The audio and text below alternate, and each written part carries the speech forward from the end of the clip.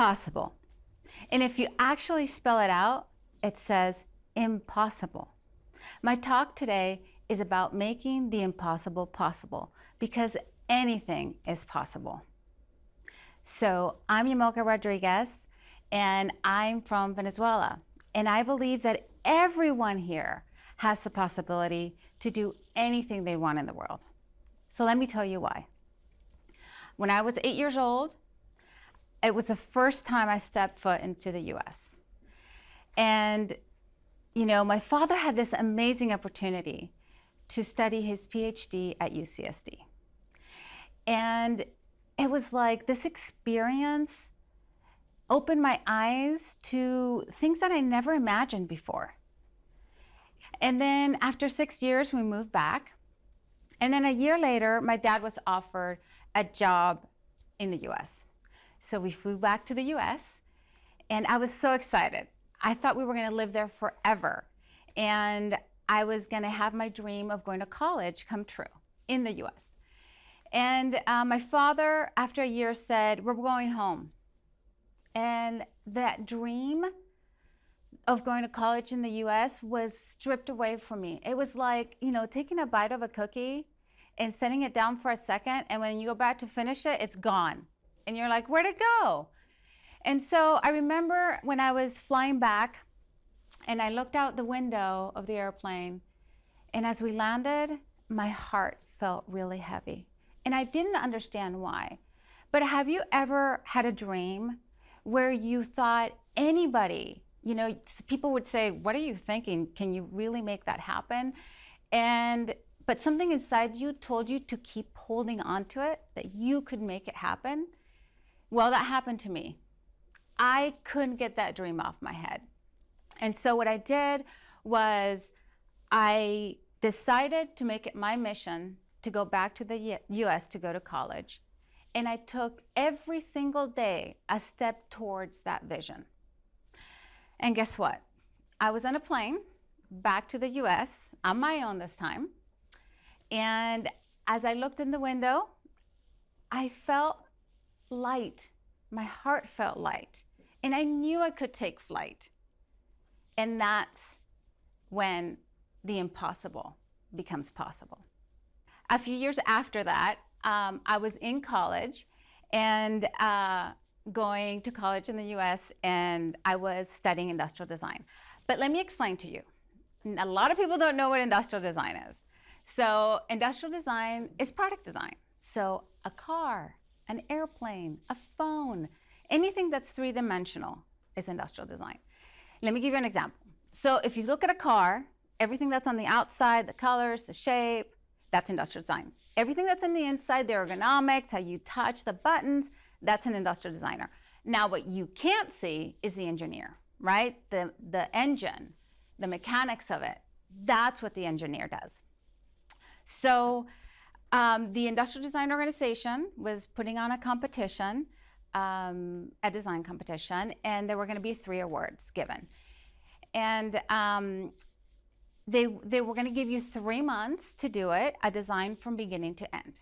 Now, I was in a classroom of 39 students, and I was one of 5 women, and nobody in the class thought I could win this award. Now, I really wanted to win this award. But, you know, at that time, I felt like I wasn't smart as everybody else. I felt like, you know, English was my second language, and my family was so far away, and I still was settling into the American way of life. But I had an idea. I had this great idea, and I knew that to win that competition, I had to make something that nobody had done before. So I did a hybrid between a jet ski and a submarine, and I combined them together. And so what happened was, you know, I worked really hard. You know, I consulted with engineers. I also researched, and I did tons of drawings, and I had a prototype, and I even did a animation to show the feasibility of it. So the day of the competition, everybody looks at my design and they're like, this girl from Venezuela did this? And they were like, wow, this is so innovative. And so the day of the competition, I remember there were like 100 people, right? There were the students and the professors and the judges and guests as well. And so what happened was, you know, they were gonna announce the winner, and I just stood there and kind of looked down at the ground and just closed my eyes for a minute to just hear, hoping that my name was gonna come. And then all of a sudden they say, Yamilca Rodriguez. I was so excited. But there will always be times where, you know, people can't see what you can see. And don't ever let that stop you, because I believe that you have the power to make the impossible possible. Now, fast forward a few years. I've been working almost 15 years at one of the top branding companies in the world, the Procter & Gamble company.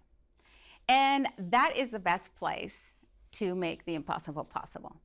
I also learned how to bring people's visions to life, you know, creating the right brand. So, but you know, there was something missing in my life, and I didn't really know what it was until I met this amazing Brit living in Kentucky. And so what I did was I decided to leave the corporate world and start my new married life in Louisville, Kentucky. And I took everything that I had learned over the years and all the knowledge, and I created a methodology. And it was based on Jungian archetypes. Now, Jungian archetypes are based on psychology. And psychology is all about bringing the unconscious to the conscious. Okay? And so the brand archetypes is really to bring your true essence to life and focus on the right brand, the right audience, and the right message. So I decided to really try to, you know, it's like one thing that you should always do when you don't know what to do is ask yourself, what should I do? And if you've never done it, you should try it out, because some weird things come up. And at that time, what came up for me was brand and fashion. And I was like, brand and fashion. And that's where Louisville Bespoke was born. And I helped designers and photographers and different models really understand their true essence so we could amplify their brand, because I knew they had so many possibilities within them. Now, I'd never produced a fashion show ever, and nobody really thought I could. But guess what? We had 300 people come to the show. Now, I remember this. It was like you had the runway. It was a long runway, and there were people sitting on the seats, and even the media came. I was so surprised. And there were lights just like these. And then all of a sudden, you know, the models started going down the runway. The music was playing. And there were 50 models, so one after the other. But I remember the last model. She had this amazing dress. It was fitted. It was this full black feather dress. It had a tail in the back. It was inspired by Alexander McQueen. If you don't know about Alexander McQueen, you should look him up. He's pretty amazing. And, you know, it was just like that moment. And as I was walking down the runway as the producer, it was so surreal. It was just, I don't even have words for it. It was very surreal. But I wanted to say, hey, Mom and Dad, I made it. And that's, you know, all you need is to take that vision and take a step towards that vision every single day. Now, these are just 3 stories out of many stories that I lived through. From product designer to fashion show producer, this little girl from Venezuela who just wanted to make an impact in the world and work hard and not let anybody tell her that she couldn't do it. So let me give you 3 tips to make the impossible possible. The first one is have a dream. Now, it can be a big dream or a little dream. So it could be like, I'm going to go to Mars, or I'm just going to win a competition. But so think about that. Like, what do you want? What's your impossible? Think about this right this second, because I want to tell you that if you dream it, you can become it. The second one is work hard and take a steps towards your vision every single day. Because Pew Research found that 73% of Americans believe that hard work is part of success. And so if you work hard and relentlessly and move towards that vision every single day, that gives purpose and meaning to your life. And that meaning equals anything is possible for you.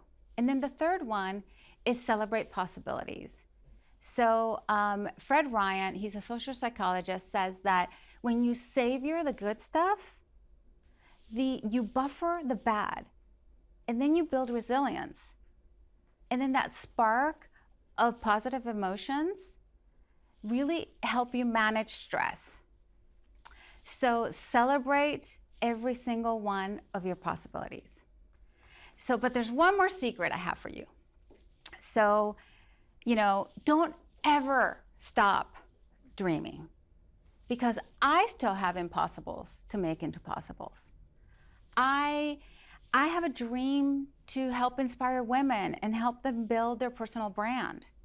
I have a dream to speak all over the world. I have a dream to meet Richard Branson and get to go to Necker Island and brainstorm innovations. I have a dream to meet Gwyneth Paltrow because she embodies the vision that I have for myself. I want to build a wellness brand because I want to help people get healthy. And so let me just finish with this. Whatever you do, don't ever say the word impossible. And what I mean by that is, as I said at the beginning of the talk, I am POSSIBLE spells I am possible. And I believe you are possible too.